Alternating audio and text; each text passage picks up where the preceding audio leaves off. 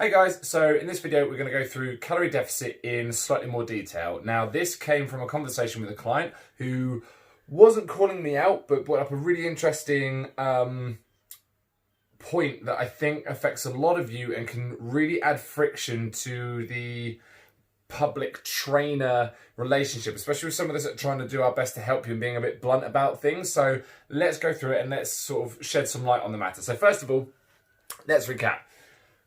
A calorie deficit is the only way, by scientific definition, that you can lose body fat. So the thing is with here and moving forward is I do my best to bring a scientific approach to everyday problems because of this one thing.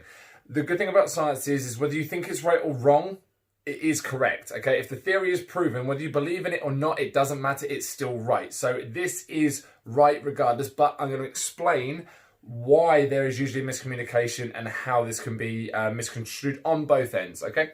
So, yeah, if you are not losing weight, you are not in a deficit by scientific definition, okay? So this is the rationale, okay? This is the important part, that no matter what happens, if you are not losing weight, you are not in a deficit. Now, here is where the problem lies. So when a trainer says to you, we're not losing weight, so we need to put you in a deficit, and you say, but I am in a deficit, there are some reasons why that's not going to come across, and it's not always your fault. Sometimes the trainer may be inexperienced or has used a poor calculator or things like that. So this will hopefully clear up what's going on, and in the second half of the video I'm going to go into a bit more depth of how we would want to calculate our calories. So, reasons why we are not in this deficit. You are not accurately tracking your intake or portions, okay? So these aren't a dig at anybody, but these are very valid reasons of why you are not doing this. And a lot of people will come to me, and you've come to your trainers before or friends and gone, oh, yeah, I haven't really been tracking things, you know, I didn't put that in there, I didn't put that in there. You've got to be brutally honest with yourself. If you are not accurately tracking what goes into your mouth and what you are taking in, you are not actively making sure you're in a deficit. Okay, I have had clients come up to me and say, yeah, I've been over my calories like a while. And I'm like, well, what do you expect? You know, the reason you're not losing weight is because you're not sticking to the deficit that we worked out, okay? So if you are not accurately tracking or intaking your calories or portions, okay, because either or, you're setting yourself up to not be in a deficit. You have to be diligent. I'm sorry, but you do, because if you're not, it's like estimating how much petrol you put in. If you just squeeze the handle and then let it rip, you're never going to judge how much petrol you actually need for your car. Calories are no different. Now, this is not always intentional. Some trackers may not be accurate. If you have a poor tracker, I mean, most people use MyFitnessPal, which is 99% accurate as long as you scan the barcode on things. You know, you've got a pretty good idea. But sometimes we are just guesswork. It is just trying to see whether or not we're getting in the right place. So if there's some discrepancies, that might be why. So again, it may not be your fault, but if you are tracking and you're still in a deficit, we need to adjust a few things, okay?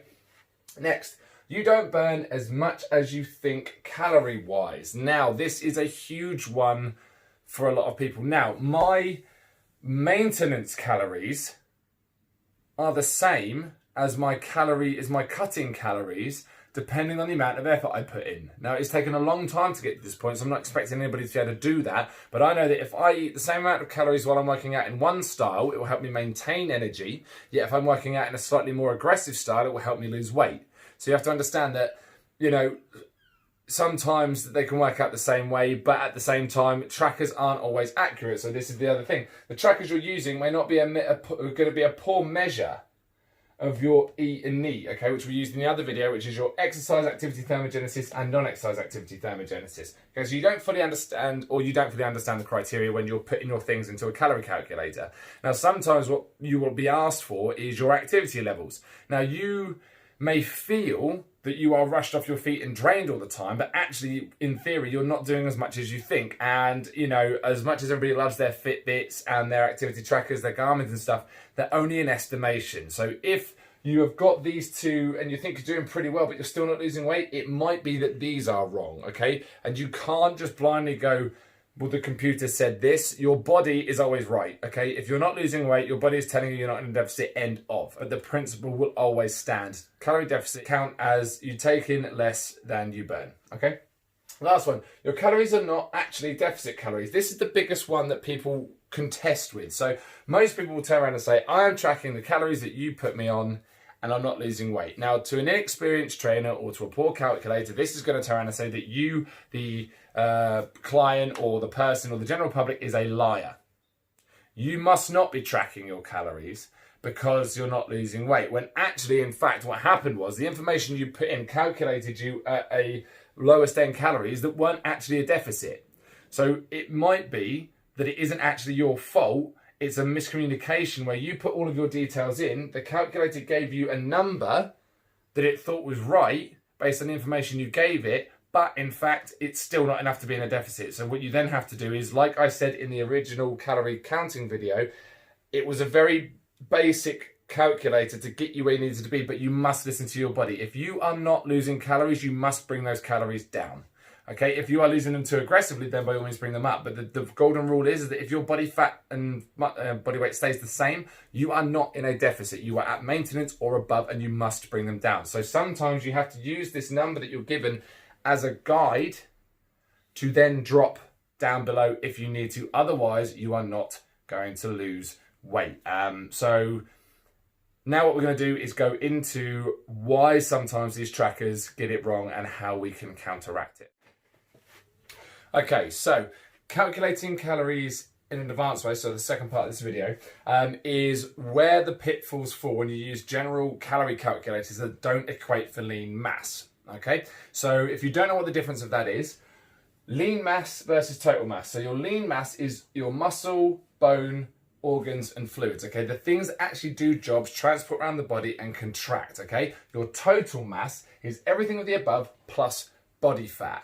So if the aim is to lose body fat, ideally we don't want to feed it. And depending on your body fat percentage will give a huge difference into how much calories you actually burn, which is where some people go wrong, because unfortunately most calorie calculators don't ask you to figure out your fat mass, they just ask you for your total weight. And unfortunately they will just assume that, you know, you're not a higher body fat percentage. So let's go into different scenarios. So we've got person one, person two. Both of their total mass is 100 kilos. So they both weigh the same. But person number one has a lean mass of 80 kilos. Person two has a lean mass of 60 kilos. So person one is only 20% body fat. Person two is 40% body fat. As you can see, that is already a large difference in the amount of organs and muscles and stuff that are actually doing a job and burning calories versus just storage unit based space, which is what body fat is.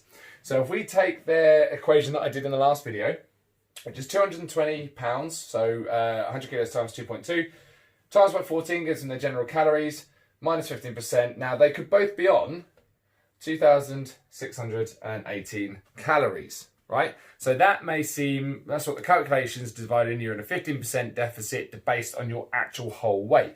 Now, this person is going to find it very easy to lose weight at this amount of calories because they have a higher lean muscle mass. This person is going to struggle, may even stay at maintenance, and they're not going to understand why, because the calculator told them that this is what they needed to be in to get into a 15% deficit, which is where the problem lies. So from there, we need to look at lean mass and we'll actually see a huge difference, which is probably going to be more accurate.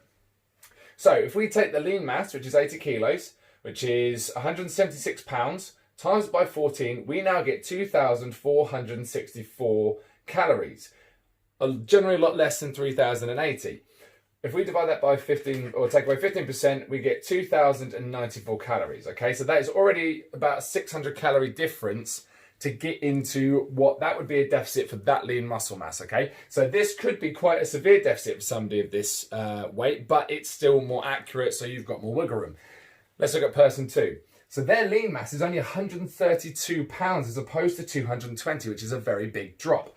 If we times that by 14, we get 1,848 calories, which is a huge drop from 3,080.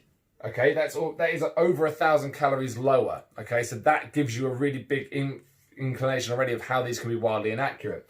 Then if we give that a 15% deficit, we're now down to 1,570 calories. So again, that is an 1,100 calorie drop over the initial deficit calories. The trouble is with this is that this is a very low calorie count for somebody who's carrying this much weight. So you may have to bring this up. So the actual number is probably close to around what actual maintenance would be as opposed to maintenance for your total mass. These are where the pitfalls come in. Okay, so if you're arguing with your trainer, with your calculator, as it were, whoever's trying to tell you that you're not in a deficit. It may be that actually you're both correct, okay? You are correct in saying that you've tracked everything that you've said you've tracked. You haven't left anything out, and anything that's not in there, you didn't eat. They're right, because by definition, which is what they're taught, if you're not in a deficit, you're not losing weight. Now, where you've both missed the trick here is that actually the number that you were given to be in a deficit is actually not correct. So you are correct in calculating. They are correct by definition saying that you're not in a deficit, but you've both missed that important part, which is what actually is your deficit calories. So if you don't know what your lean mass is, okay, you're gonna have to just accept that what you were given as your maintenance or calorie surplus deficit calories are wrong, and you need to bring them down, okay? That's not a mistake on your part. It's not a mistake necessarily on the calculator's part, but you didn't have all the information put in to give you an accurate reading. So what we can do now is tweak them down a bit, okay? If this is too an aggressive cut, you bring them up. And if it's not working, you need to bring them down, okay? So don't be disheartened. The trainer or the society, the video, the poster, the statement isn't having a go at you because it's saying that you're lying to your calorie tracker. What's actually happened is the calorie tracker didn't give you deficit calories in the first place, so we can adjust that. So to give it a different analogy, very crude drawing of a car, and you've got a storage rack on the top. This is your body fat, basically. It's just additional storage. Now, you put petrol in the car to fuel everything in the car. The fuel economy of a car is based on the car itself, not the additional things you put on top of it, okay? So total mass, in this case, is the car plus the rack and whatever's in it. But the actual mass is just the car. So if you're gonna put in fuel to this car, the fuel tank is designed without you carrying a roof rack on it, which is why you may find that you burn off more fuel if you've got a heavy roof rack on.